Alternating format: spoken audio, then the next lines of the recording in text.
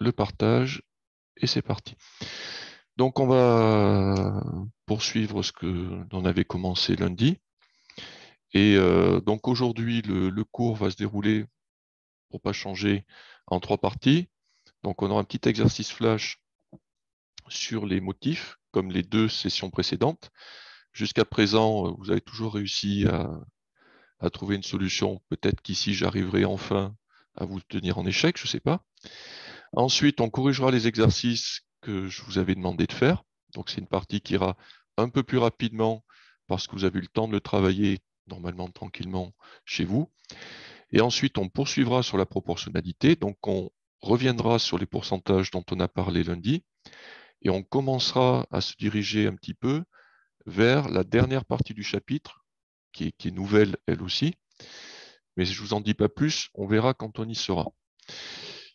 Donc, on va démarrer avec l'exercice flash. Donc, maintenant, vous commencez à savoir comment ça fonctionne. Je vais vous projeter un motif qui va évoluer à chaque étape. Et le but, c'est d'être capable de deviner combien de ronds verts on aura aux étapes suivantes. Donc, aujourd'hui, le motif que je vous propose, il a cette forme-là à la première étape. Ensuite, quand je passe à l'étape suivante, voilà à quoi il ressemble. À l'étape encore après, le voici. Donc, ce que je voudrais, c'est que vous arriviez à me dire, pour ce motif, à l'étape suivante, c'est-à-dire à l'étape 4, combien j'aurai de ronds verts. Je vais vous laisser le temps de réfléchir. Et ce que vous pouvez faire, c'est m'envoyer au fur et à mesure que vous les trouvez, vos réponses directement sur le chat, en message privé, comme ça je serai le seul à les voir, et ça vous permettra de savoir si c'est correct ou pas. Allez, je vous laisse un petit temps de réflexion. Donc, j'en vois qui lève la main, vous pouvez m'envoyer vos réponses aussi par écrit, comme ça je pourrai les contrôler. En attendant, ça laissera aux autres quelques minutes pour faire les comptes.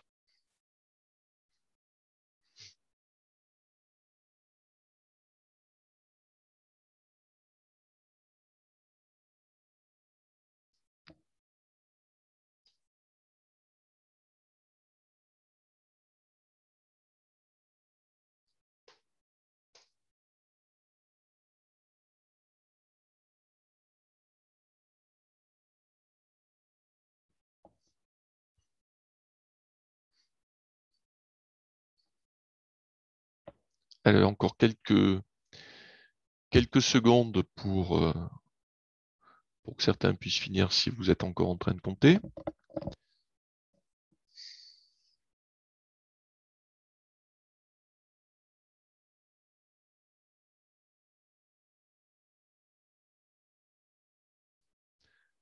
Alors, l'INSEE, combien tu as trouvé?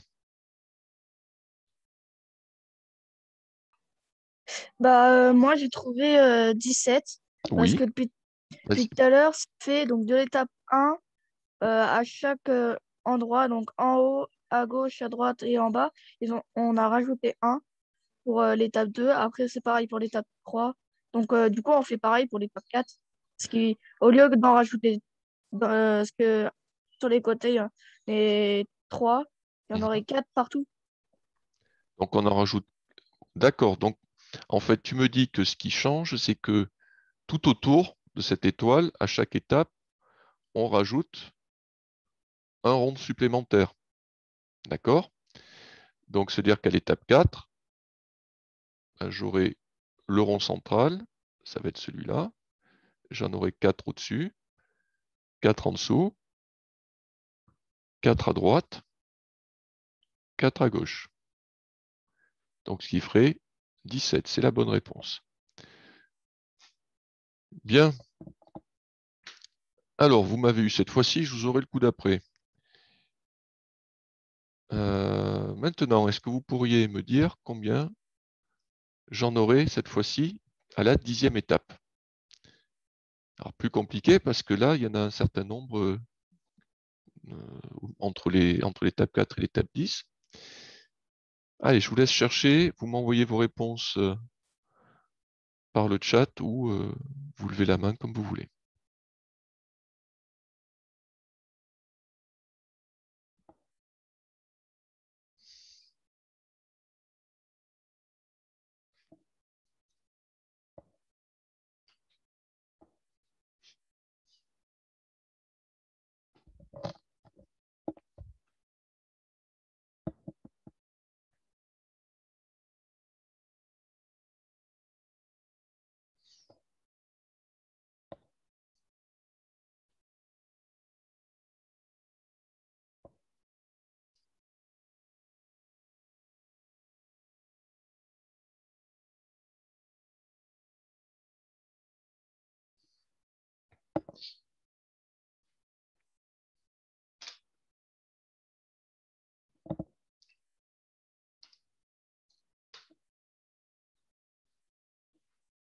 Allez, quelques secondes encore.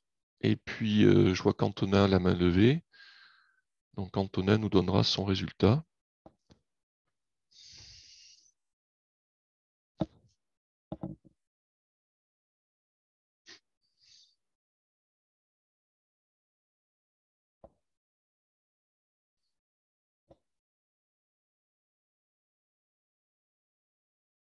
Allez, Antonin, combien tu as trouvé?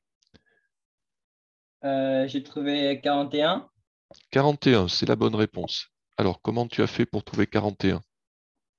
Bah, j'ai vu qu'à l'étape 1, bah, il y avait un rond. À l'étape 2, il y avait deux ronds. À Mhm. l'étape 3, il y avait trois ronds. Et bah, du coup, bah, à l'étape 10, bah, il y aurait 10 ronds de chaque côté. Et plus le milieu, du coup, bah, ça fait 41. Eh bien, ouais. Donc, si je dessine grossièrement l'étoile, donc on aurait 10 ronds tout autour, plus le rond du milieu, donc 10 fois 10, 10 plus 10 plus 10 plus 10, ou 10 fois 4, ça fait 40, plus 1, ça fait 41. Très bien, c'est la bonne réponse. On passe à l'étape suivante. Alors là, on va carrément faire un bond.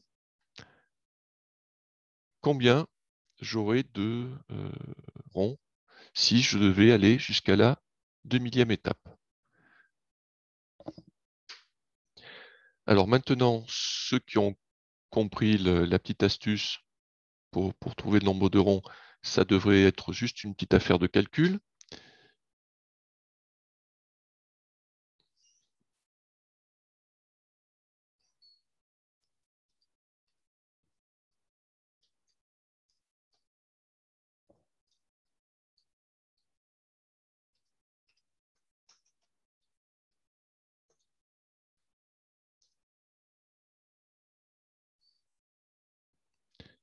Alors là, ça se déchaîne, ça arrive tout d'un coup.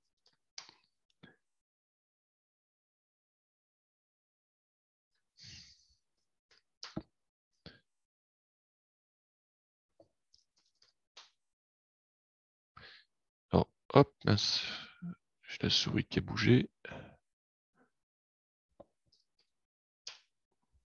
Alors, j'essaye de répondre à tout le monde. J'espère que j'oublie personne.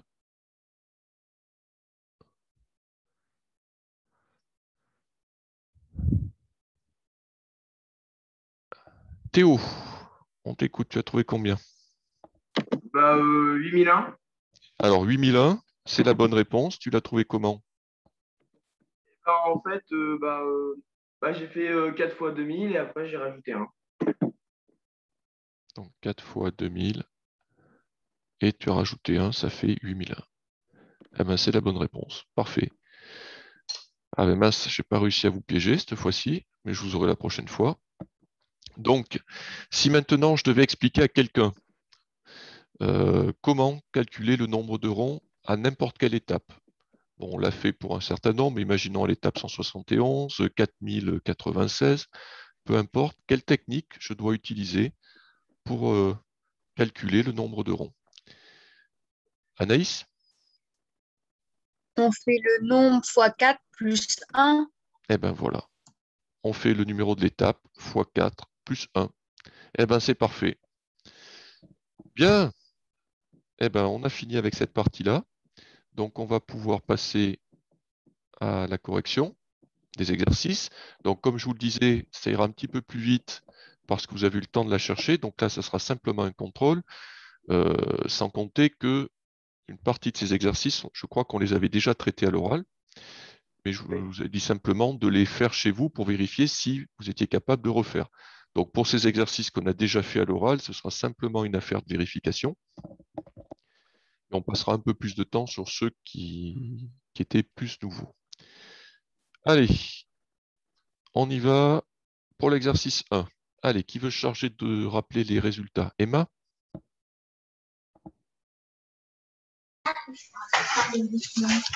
La réponse, c'est 16. Alors, pour lequel c'est 16? Pour l'exercice 3. Ah, on est à l'exercice 1, Emma. Ah, ah oui. On les avait Bah, déjà fait. Oui, vas-y. Le coefficient, bah, c'est... pour le 11, c'est 99. Oui, Et pour le 17, c'est 153 Oui. Et tu as multiplié par combien chaque fois? par 9. Très bien. Voilà. Donc, ça, c'est les bonnes réponses. Très bien. On l'avait fait à l'oral, mais on n'avait pas affiché la correction. Lucas, tu fais le deuxième?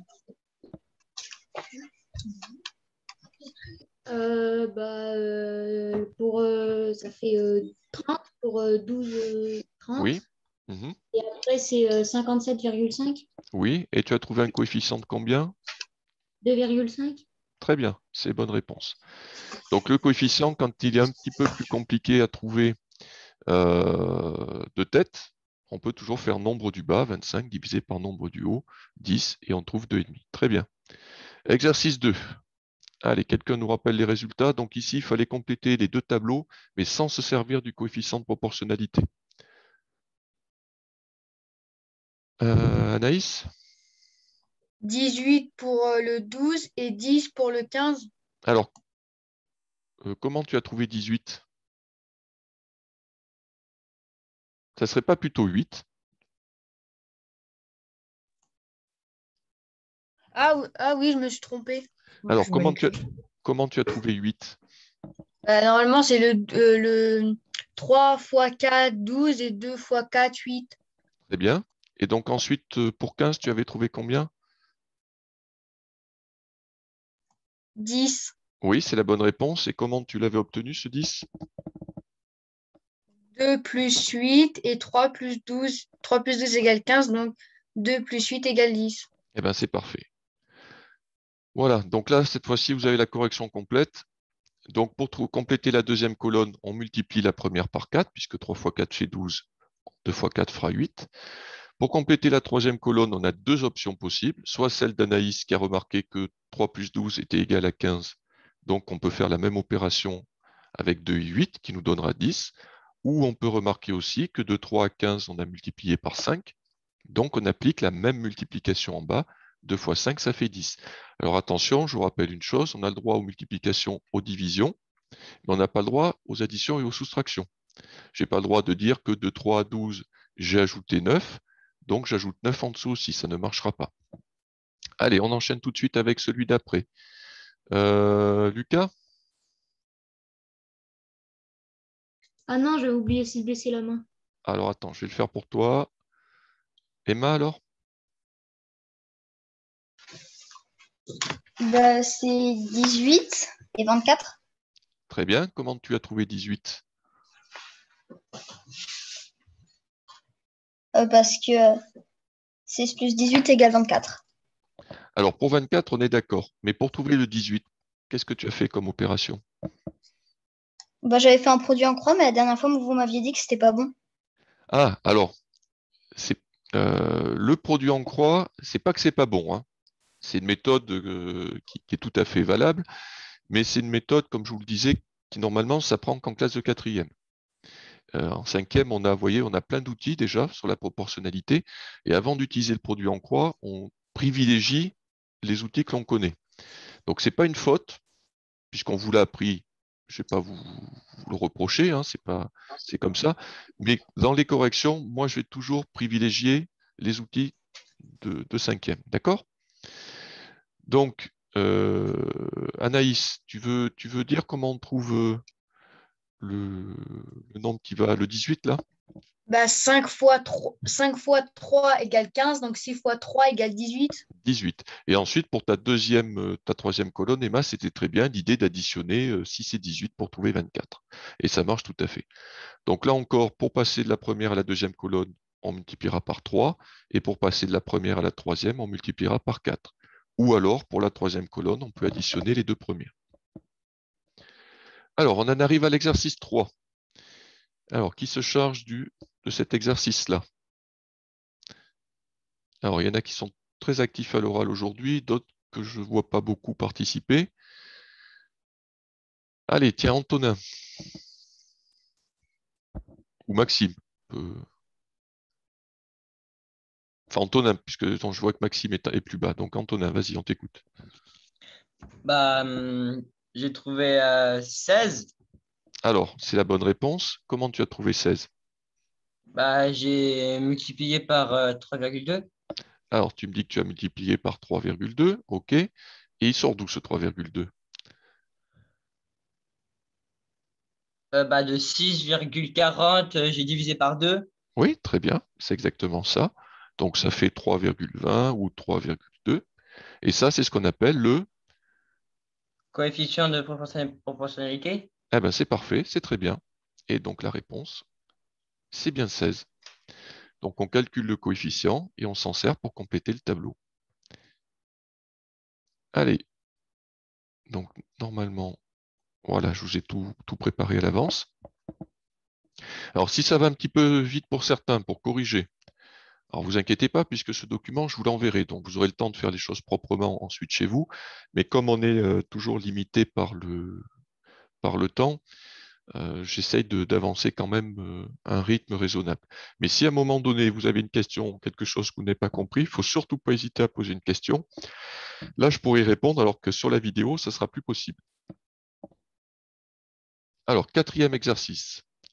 Manon a laissé le robinet d'eau ouvert. L'eau coule avec un débit régulier. Le tableau ci-dessous montre la quantité d'eau perdue en fonction du temps qui passe. Déterminez le coefficient de proportionnalité de ce tableau. Alors, Maxime, qu'est-ce que tu as trouvé comme coefficient? Le coefficient, c'est x6. Très bien. 5 fois 6, ça fait 30. Parfait. Alors, Maxime, bon, ça c'était une petite question. Qu'est-ce qu'il représente le 6 en dehors d'être le coefficient de proportionnalité? Dans cette situation-là de l'eau qui coule, qu'est-ce qu'il représente? Il représente le nombre. Oui. Non, il représente le coefficient. Le multiplicateur, quoi. Oui, le coefficient de proportionnalité, tout à fait. Oui. Mais dans cette situation-là, avec de l'eau qui coule, 6, ça représenterait une quantité. C'est difficile de donner la réponse, enfin de t'aiguiller sans te donner la réponse. Alors, je te mets de côté pour la question d'après. Je vais voir si quelqu'un y a répondu. Tiens, l'INSEE, par exemple, tu as dit quoi, toi, sur le 6? Moi, sur le 6, j'ai dit que c'était... Ah oui, la fois combien l'eau coule, Oui, par heure, quoi. L'eau Ah, coule du robinet, ah, fois combien l'eau du robinet coule par heure. donc ça veut dire que 6, ça représente le nombre de litres d'eau perdus pour chaque, tu me disais, pour chaque? Heure. Oui, très bien, c'est la bonne réponse. 6, c'est en fait le nombre de litres d'eau qui s'écoule chaque heure. Voilà. Et c'est parce que c'est le nombre de litres d'eau qui s'écoule chaque heure qu'ensuite il suffit de multiplier 6 par le nombre d'heures pour avoir la quantité d'eau perdue à chaque fois.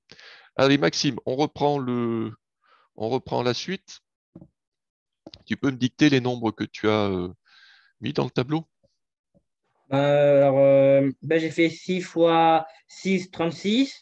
Oui, 12 fois 6, 72. oui, 15 fois 6, 90. oui, Et 24 fois 6, 144. parfait. C'est tout juste.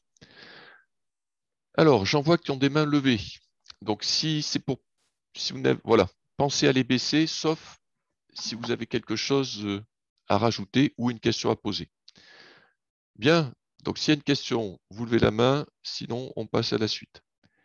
Comme personne ne lève la main, on va passer au dernier exercice. Donc ici, le tableau n'était pas fait.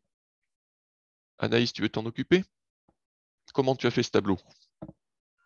J'ai mis au-dessus le kilo, donc Ouais, 3, et en dessous l'euro, donc 8,10. comme ça, quoi. Oui. Très bien. Donc je rappelle, alors avant de te donner la suite, je rappelle l'idéal. Alors, ce n'est pas une faute si vous avez fait l'inverse, hein, mais c'est une bonne habitude à prendre.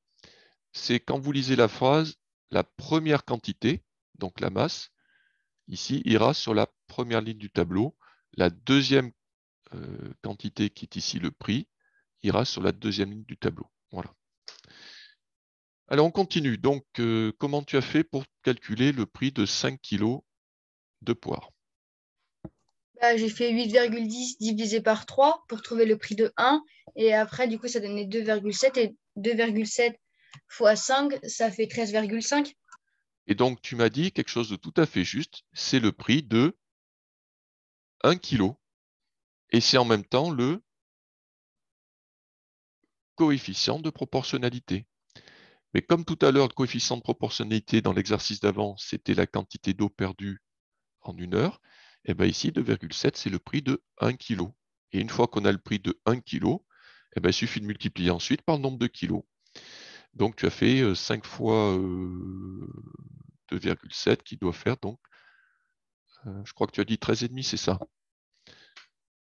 Bien. Alors, deuxième question. Donc là, vous voyez que j'ai laissé une colonne qui est vide. Emma, tu veux t'en occuper? Oui, Eh bien, c'est bah, parti. le prix de poire pour 18,90, c'est 7 kilos. C'est la bonne réponse. Comment tu l'as obtenu? J'ai fait 2,7 fois 7. Et le 7, tu l'as cherché au hasard? Bah oui. D'accord, et ça marche. Donc, c'est la bonne réponse. C'est 7. Alors, est-ce que quelqu'un a réussi à trouver 7, mais en faisant d'une autre manière? L'INSEE. Oui, du coup, bah, pour trouver le 7, bah, j'ai vu que de 3 à 2, ça faisait 2. Du coup, bah, j'ai rajouté 2 au 5. Donc, toi, oui, tu as suivi la même logique. Et ça a fonctionné. Oui. D'accord. Bien, mais ça marche aussi. Anaïs, tu t'es pris comment? Bah, j'ai fait 18,90 divisé par 2,7 qui donne 7. D'accord. Alors ça, c'est une troisième méthode qui fonctionne aussi. Alors, celle-là, j'ai m'y attarder un petit peu plus parce que autant l'INSEE que Emma, vous avez trouvé la réponse, donc vous avez fait le job, il n'y a pas de problème. Mais l'inconvénient de chercher au hasard, c'est que si le nombre à trouver est un nombre qui est assez compliqué, imaginez que ça peut être une masse qui soit avec un nombre décimal, hein, pas forcément un nombre entier, ou comme l'INSEE là, en ajoutant 2 à partir de 5, ici ça a bien fonctionné, mais si par exemple ça avait été, au lieu d'être 7 kg, la réponse à trouver c'était 11, ça t'aurait certainement demandé un petit peu plus de temps. Alors ce qui est intéressant avec le coefficient de proportionnalité, c'est qu'il permet de compléter aussi bien la deuxième ligne que la première ligne. Alors on sait que pour passer de la première à la deuxième ligne, on va multiplier par le coefficient, mais pour passer de la deuxième à la première ligne, c'est-à-dire en faisant le chemin inverse, eh bien on fera tout simplement l'opération inverse. Donc au lieu de multiplier, on va diviser. Donc en faisant 18,90 divisé cette fois-ci par 2,70, on trouvera directement le 7. Voilà. Donc cette méthode, elle est intéressante parce que du coup, elle permet de trouver directement le nombre sans chercher à tâtons. OK. Alors, est-ce qu'il y a des questions sur cet exercice-là? Lindsay, je vois que tu as la main levée. Est-ce que c'est pour poser une question? Non, c'est que j'ai oublié de baisser la main. D'accord, c'est pas grave, bon, je vais le faire pour toi. Donc là, on est arrivé au bout de la correction des exercices qui étaient à faire. Donc, je vous en donnerai une autre série pour la semaine prochaine, qu'on corrigera cette fois-ci ensemble en classe. On va maintenant revenir sur la proportionnalité et les choses un petit peu nouvelles dont on a parlé la dernière fois, que sont les pourcentages. Donc, on avait examiné un certain nombre de situations et on est arrivé à la fin, à la conclusion, c'est que le coefficient de proportionnalité, quand on est dans une situation de pourcentage, il est assez facile à trouver sans avoir besoin de faire un tableau. Alors, on va reprendre tout ça. Je vous ai préparé un certain nombre de petits exercices pour voir ce que vous en avez retenu.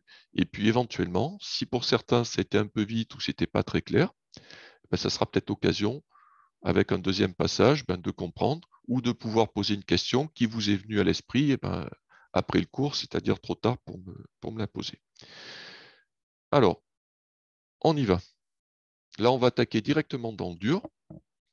Je veux prendre 20% d'une quantité. Alors, une quantité, ça peut être une masse, un prix, un volume, etc. Il me suffit de multiplier par combien? Alors, est-ce que quelqu'un peut me donner ce nombre? Par combien je peux multiplier si je veux prendre 20%. Est-ce que quelqu'un s'en souvient?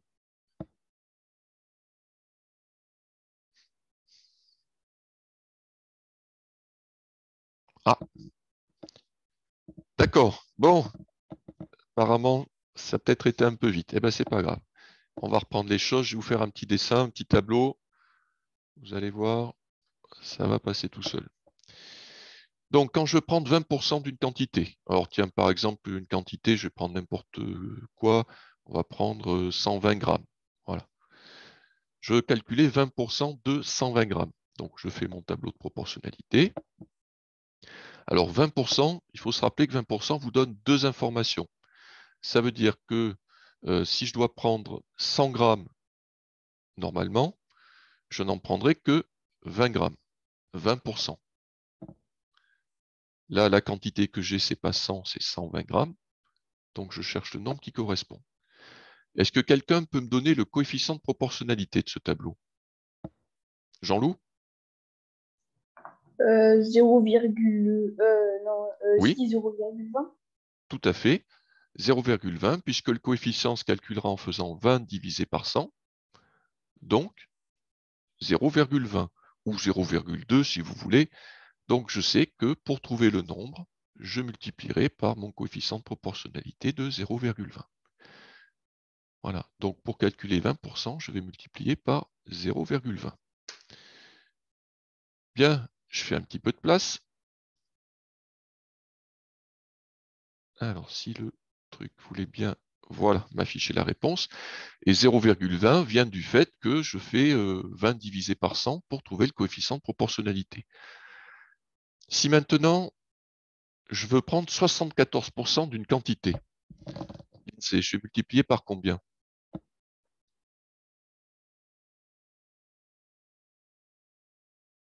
Ah, ça y est, c'est bien, ça se débloque. Oula, les mains se lèvent. Alors, Théo, Eh ben, on multiplie par 0,74. eh ben, on multiplie par 0,74. On y est. Alors, encore une fois, bon, je vais prendre un petit peu de temps pour faire un tableau rapidement. Pensez à baisser les mains après hein, pour que je sache qui va répondre à la question suivante. Donc, mon tableau, alors je ne sais pas quelle grandeur j'ai, hein, si c'est des grammes, des litres, des mètres, peu importe. Mais je sais que si normalement je prends 100 unités de cette quantité, 100 grammes, 100 euros, 100 litres, 100 watts, peu importe, j'en garderai que 74. Donc, je ne sais pas combien j'ai à côté, comme nom, peu importe. Mais pour calculer le coefficient de proportionnalité, eh ben, je ferai nombre du bas, 74, divisé par nombre du haut, 100. Et 74 divisé par 100, 0,74. Donc, pour trouver le nombre que je veux, je multiplierai par 0,74. D'accord? Alors, ce qu'on va remarquer, ce qu'on a déjà commencé à remarquer la dernière fois, c'est que quand on va travailler avec les pourcentages, eh bien avec les pourcentages, le nombre qui serait en haut sur le tableau, ce serait toujours 100. Donc, quand on calculerait le coefficient de proportionnalité, on diviserait toujours par 100. Et là, gros avantage de diviser par 100, c'est que c'est une opération qu'on peut faire facilement de tête. Donc, on peut facilement de tête calculer le coefficient de proportionnalité.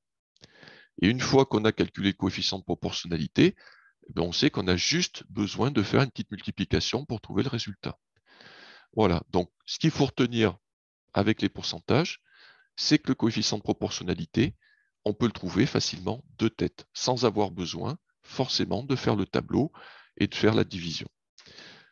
Alors, j'efface tout ça. J'affiche le résultat, donc 0,74, puisque le coefficient se calcule en faisant 74 divisé par 100. Situation suivante, je veux prendre 21% d'une quantité.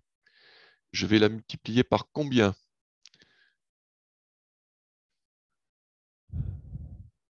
L'INSEE. Pour prendre 21% d'une quantité, on va multiplier par 0,21. Et bien voilà, on va multiplier par 0,21. Pour prendre 7%, alors attention, celui-là, il y a un piège. Enfin, il y a un piège, pas aller trop vite. Pour prendre 7% d'une quantité, on va multiplier par, Robin?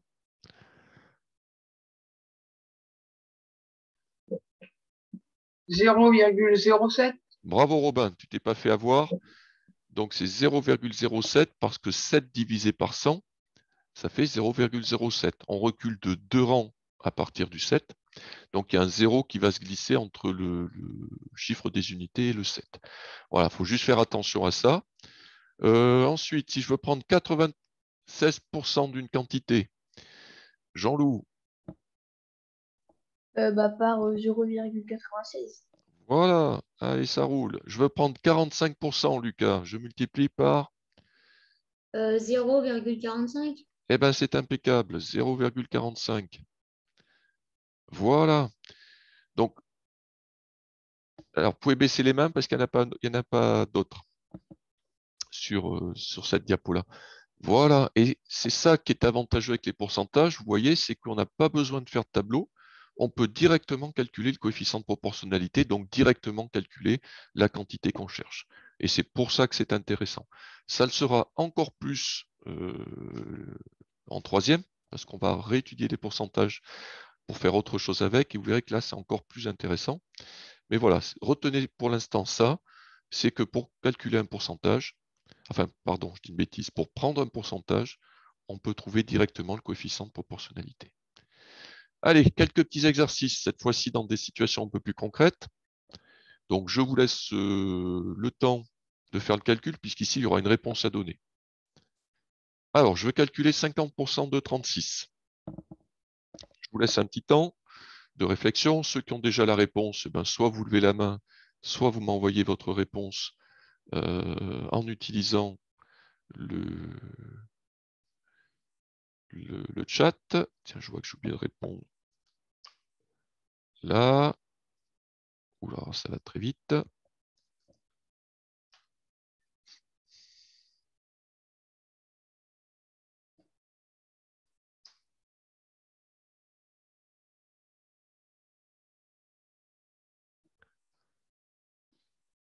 Allez, Théo, combien tu as trouvé?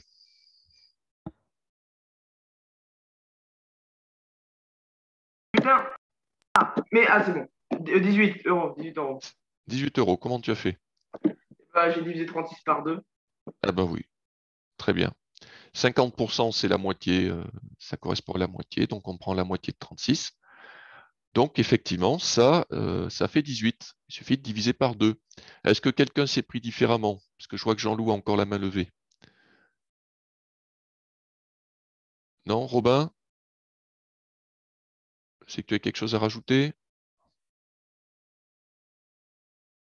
Bon, apparemment pas. Donc, soit on constate qu'il suffit de diviser par 2, soit on applique ce qu'on vient de voir, c'est-à-dire pour prendre 50%, ça veut dire qu'on va multiplier par 0,50. Et si je fais 36 multiplié par 0,50, eh bien j'obtiens 18. Voilà. Au passage, je vous fais remarquer une petite propriété de la multiplication. Une multiplication ne donne pas toujours un nombre plus grand. Vous voyez, comme ici, il y a une multiplication qui donne un résultat plus petit que le nombre de départ. Allez, on passe à la diapo suivante. Je veux calculer 10% de 60 litres. Combien ça fait?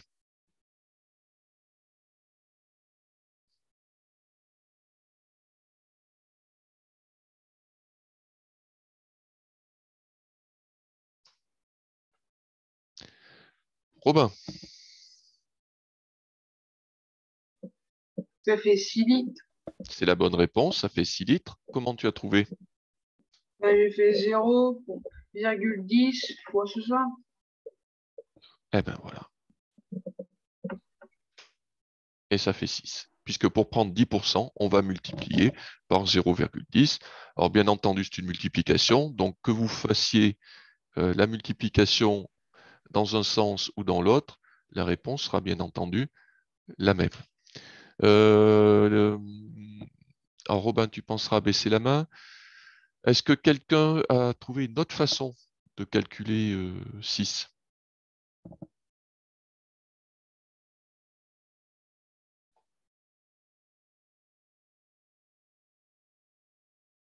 Théo?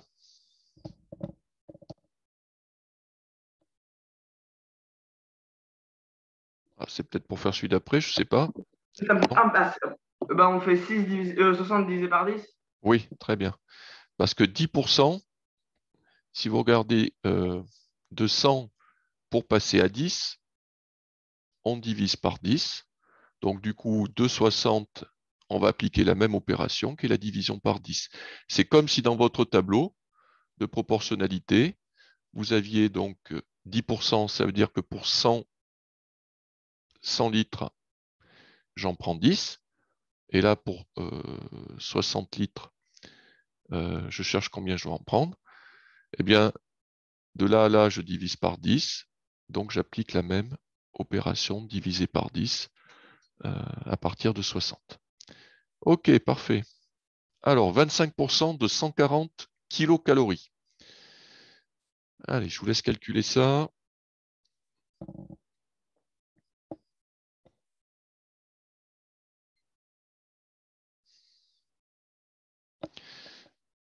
Alors, hop, je réponds en même temps au message.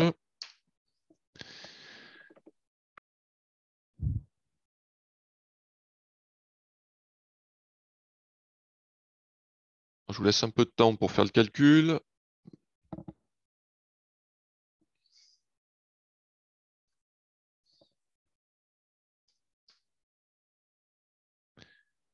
Bon, allez, on y va avec Lucas. Combien tu as trouvé, Lucas?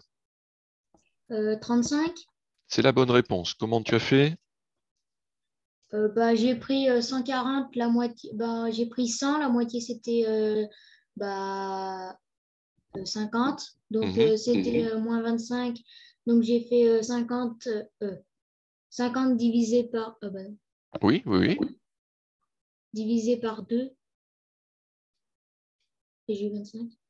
Eh ben, c'est une bonne idée. C'est-à-dire qu'en fait, tu as divisé 2 fois par 2. Et si tu appliques le même schéma à partir de 140, donc tu as trouvé 70, et ensuite en divisant par 2 de nouveau, tu as trouvé 35. Ben, c'est une très bonne idée. Est-ce que quelqu'un, Jean-Loup par exemple, tu as une autre solution à proposer? On fait 140 divisé par 0,25 et ça fait 35. Alors, tu as dit diviser, tu es sûr que c'est divisé? Multiplier. Multiplié, voilà. Et ça fait 35.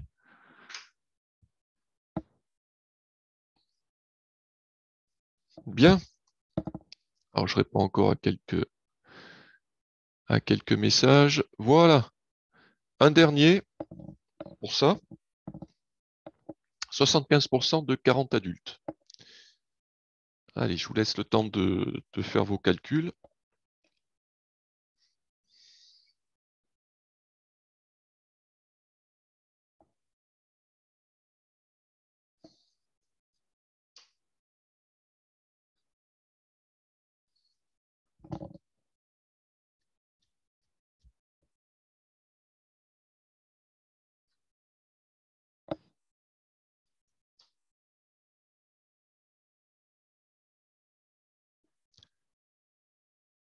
Allez, Anaïs, tu as trouvé combien? 30. 30. Comment tu as fait pour trouver 30? 40 fois 0,75. Eh bien, 40 fois 0,75. Parce que pour prendre 75%, on va multiplier par 0,75. Et la réponse, c'est 30. Voilà. Bien. Eh bien, on enchaîne. Alors, je crois que j'en ai prévu ouais, 2 autres. Et puis, on commencera à évoquer la suite du chapitre. Alors, dans une ferme de 40 animaux, 15% sont des lapins. Combien y a-t-il de lapins? Alors, faites vos calculs et puis quelqu'un me donnera la réponse. Euh,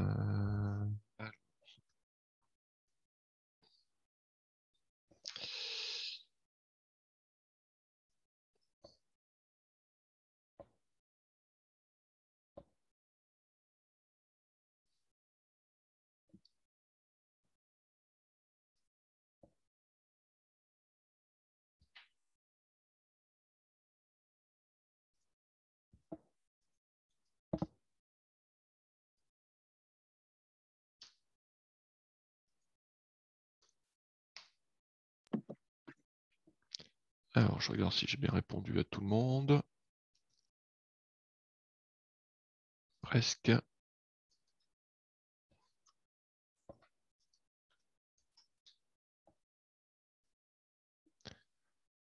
Oula, mais c'est un feu d'artifice de main levée que je vois. Alors, Samaël, combien tu as trouvé? Bonjour. Oui, Bonjour. bonjour. Bonjour, bonjour. Dans une ferme de 40 euros, de 40 animaux, je sais pas pourquoi j'ai dit euros, 15% sont des lapins. Combien y a-t-il de lapins? Il y a 6 lapins. Oui, c'est la bonne réponse. Et tu J'ai l'as trouvé. fait 0,15 fois 40. Tu as fait 0,15 fois 40 et tu as obtenu 6. Eh bien, c'est la bonne réponse. Très bien, Samaël. Voilà. Donc, on va en faire un dernier après. Mais vous voyez que c'est vraiment intéressant dans ce cas précis parce que on peut répondre très vite sans tableau. Allez, une personne pesant 70 kg possède environ 45 litres d'eau dans son corps. Quel est le pourcentage d'eau contenue dans son corps? Alors attention, vous voyez, ce n'est pas le même type d'exercice que les précédents, mais ça, je vous l'avais déjà dit avant. Il y a deux utilisations possibles du pourcentage. Soit on connaît le pourcentage et on veut savoir combien ça fait, par exemple avec le nombre de lapins, soit on veut calculer le pourcentage. Et cet exercice-là, il n'est pas du même type que les précédents. C'est le genre d'exercice que j'aurais pu vous donner dans le chapitre qu'on a fait juste avant. Juste pour voir si vous en rappelez et juste pour éviter de mélanger les deux. Alors, je veux savoir 45 litres d'eau, c'est-à-dire 45 kilos. Je ne sais pas si vous l'avez vu en cours de sciences physiques, mais 45 litres d'eau, ça fait exactement 45 kilos. Donc, 45 kilos par rapport aux 70, ça représente quel pourcentage?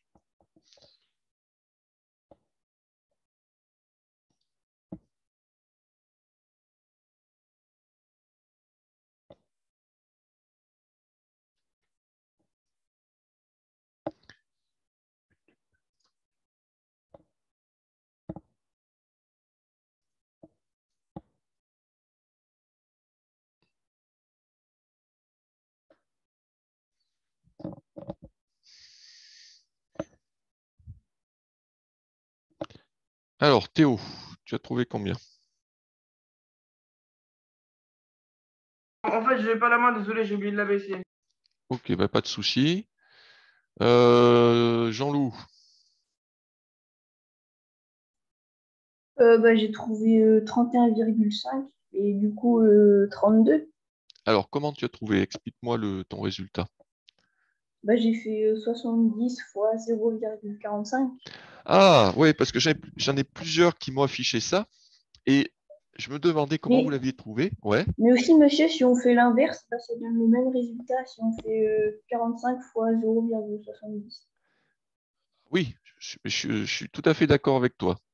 45% de 70 kg ou 70% de 45 litres, c'est pareil. Par contre, regardez bien la différence avec les exercices d'avant.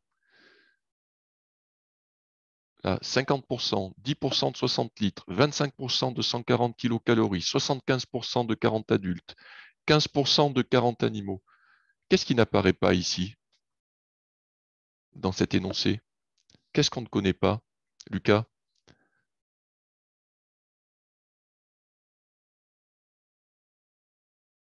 Ah, Emma?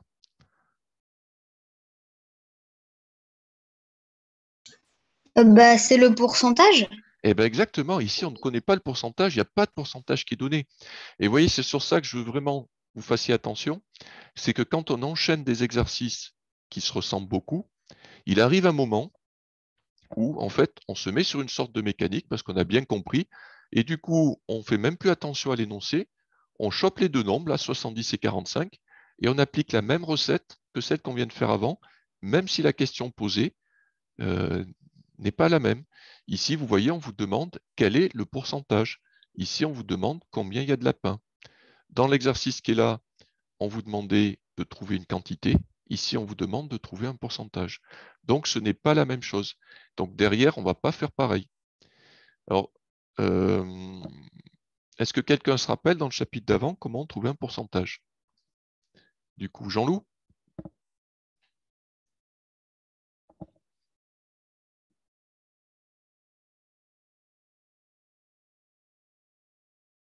Non? Robin?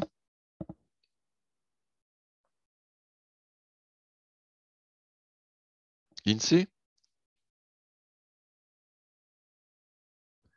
Anaïs? Bah, on fait une proportion. Après, du coup, on y met en fréquence, en nombre décimal. Et du coup, après, ça nous fait le pourcentage. Eh ben, c'est très bien. Tu peux me donner la proportion, justement, Anaïs? 0,64. Alors, ça, c'est la fréquence. Et la proportion, la fraction. Ah, 45, 70. Voilà. Donc, ici, ce que nous dit l'énoncé, c'est que 45 kg sur les 70 kg de la personne, c'est de l'eau. Et en plus, ce n'est pas des choses complètement fausses. Hein. C'est dans cet ordre-là. Donc, une fois qu'on sait que 45 kg sur 70, c'est de l'eau, ben, comme dit Anaïs, on va trouver le nombre décimal en faisant la division, puisqu'un trait de fraction, c'est un signe de division. Je crois que tu m'as dit que ça faisait à peu près 0,64. Donc, il y a d'autres chiffres, mais on ne va pas aller forcément très très loin. Et du coup, Anaïs, ça te donne quel pourcentage? 64. Et ça fait 64%, puisque 0,64, si je le remets en fraction, c'est égal à la fraction 64 centièmes, qui est donc 64%. Certains vont plus vite d'ailleurs, puisque vous faites directement multiplier par 100. Voilà. Mais voyez, ça, c'est quelque chose qu'on a bien travaillé le chapitre d'avant, mais qu'il ne faut pas oublier, parce que ici, on vous demande de trouver un pourcentage et pas une quantité. Donc, vous voyez, il y a deux utilisations des pourcentages. Je pense que les deux, maintenant, pour la plupart, vous les avez comprises. Ce qu'il faut, c'est bien lire l'énoncé pour savoir qu'est-ce qui est demandé. Bon, c'est très bien. Donc là, c'était le dernier exercice sur les pourcentages. On en fera d'autres la semaine prochaine. Mais là, on va profiter des 10 minutes qui nous restent pour commencer à parler de la suite. Alors, on va la survoler. On ne va pas faire vraiment une leçon aujourd'hui, juste pour voir certaines petites choses. Et moi, je sache qu'est-ce que vous avez vu auparavant. Tu avais une question, Samaël, ou c'est juste que tu as oublié de baisser la main?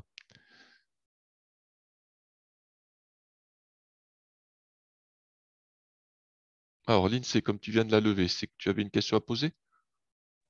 Pas une question, c'est que j'avais trouvé une autre Alors, chiffre. ben, vas-y, on t'écoute. 45 multiplié par 70, comme on l'a dit au début, Ouais, ouais. qui donne 3115, 150. Après, j'ai fait 3150 plus 50, qui a donné 3002. Et après, 3002 divisé par 100, ce qui a donné 32. Oui, mais là, en fait, ce que tu étais en train de faire, c'était chercher une quantité. Comme comme si je t'avais dit combien ça fait 70% de 45 litres. Mais là, ici, on ne connaît pas le pourcentage. Donc, du coup, la méthode de calcul, elle ne va pas fonctionner. On va être obligé d'utiliser ce qu'on avait vu dans le chapitre d'avant. Allez, on passe à la suite de la leçon. Allez, si je vous affiche cette magnifique boîte de maquette de tracteur, que signifie cette inscription là dans le coin de la boîte?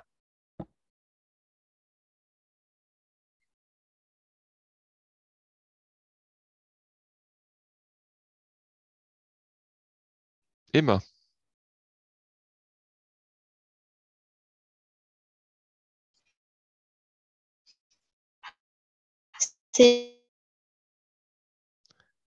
Ah, j'ai l'impression que la connexion n'est pas très bonne parce que ça coupe. Vas-y. Alors, tu parles dans le micro, mais alors, on entend un son de temps en temps, et je crois que tu as dit échelle. C'est bien ça? Alors en fait, on n'entend pas ce que tu dis parce que j'ai un petit icône de micro qui me dit que tu es en train de parler, mais par contre, on n'entend pas de son. Oui, Emma, c'est ça. Bon, c'est bien, tu me l'as envoyé par écrit. Anaïs, tu veux compléter par quelque chose? Bah, ça veut dire que c'est 24 fois plus petit. Eh bien voilà, impeccable. Donc l'abréviation ECH, c'est ce qu'on appelle donc l'échelle. Et 1 sur 24, ça signifie que la maquette de ce tracteur est 24 fois plus petite.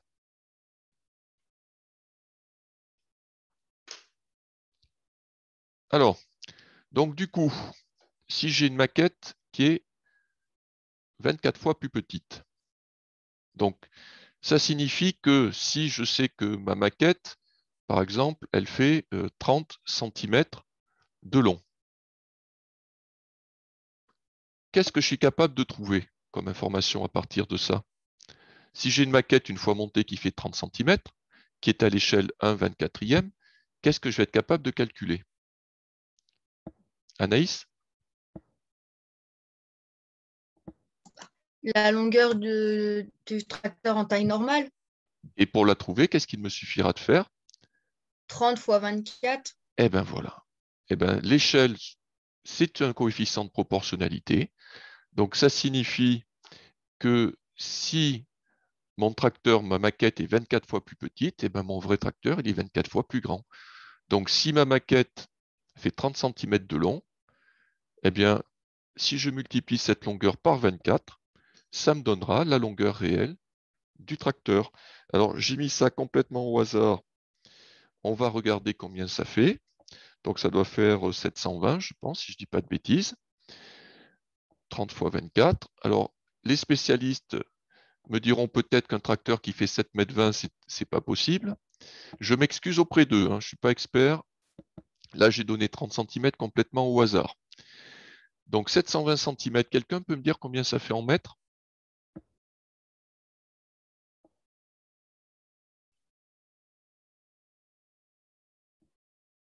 Théo? 7,20 m? Très bien, ou 7,20 m.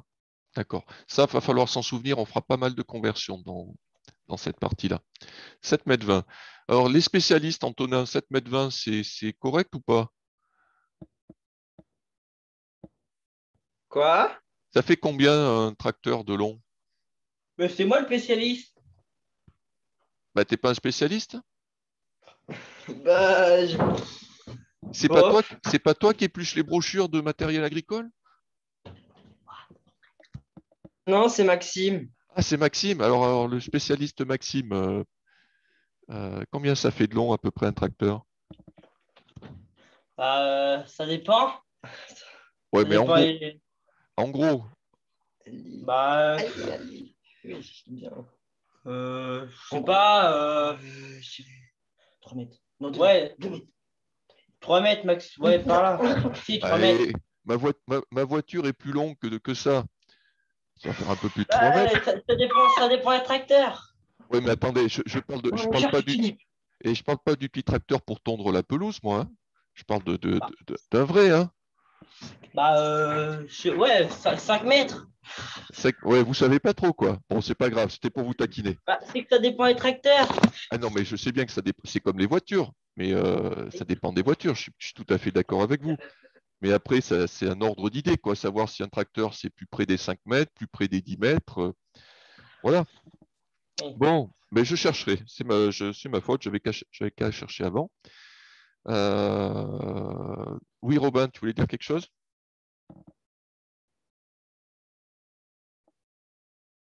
Non? Alors donc, ce qu'on appelle l'échelle, c'est une indication qui va dire, pour ici ma maquette, combien de fois elle est rétrécie par rapport à la réalité. Et ça me permet ensuite de pouvoir calculer la longueur réelle du tracteur quand je connais la longueur de la maquette. Et tiens, si par exemple, deuxième situation, mon tracteur en vrai fait 2,70 m de haut. Si sa hauteur, c'est 2,70 m. Qu'est-ce que je suis capable de trouver à partir de ça?